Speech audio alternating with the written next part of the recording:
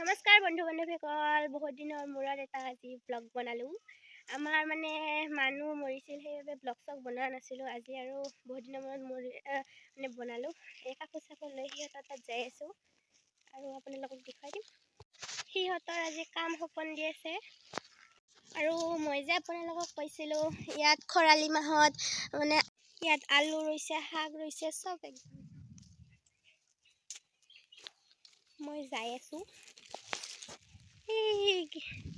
সিহঁতৰ ঘৰ, মই তাত যাম। আপোনালোকক তাতে যাই লগ পাম। এতিয়া আমি আহি পালোঁ, সোমালোঁ। সোমালোঁ, ইয়াত মানুহ বহি আছে চোতালত। ইয়াত প্ৰত্যেকজনে মন্ত্ৰ মাতি আছে, বামুণ আছে তাতে।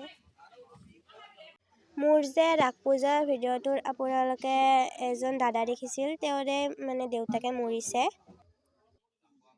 এয়াই চোতালত মানুহ চাৰিওফালে বহি আছে, কাঠিতো বহিছে। সেই আমাৰ মায়ে সেইফালে চাহ দি আছে। এইফালে মোকো দিলে, ময়ো খাম এতিয়া।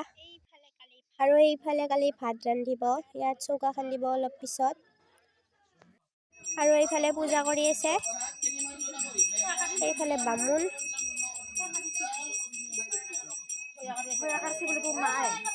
মই এটা লগ পালোঁ সিহঁতৰ তাৰ, এতিয়া আৰু সিহঁতৰ কাম চাম শেষ হ'ল, সেনেকৈ যাই আছোঁ। আৰু আপোনালোকক ৰাতি দেখুৱাই দিম। তো এতিয়াৰ কাৰণে বাই বাই। কিন্তু ব্লগটো এতিয়া শেষ হোৱা নাই আৰু ৰাতি দেখুৱাম।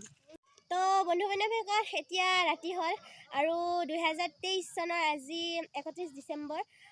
এইটো বৰ্ষৰ আজি মোৰ এইটো লাষ্ট ব্লগ। আৰু সেনেকৈ মোৰ অলপ মাতটো বেয়া হৈ আছে, চৰ্দি লাগি আছে। আৰু 2024 চনত আপোনালোকক ভাল ভাল ভিডিঅ' দি থাকিম। আপোনালোকে যেন সকলোৱে মোক আঁকোৱালি লয়। তো আজিৰ ব্লগটো এইখিনিতে সমাপ্ত কৰোঁ। ধন্যবাদ।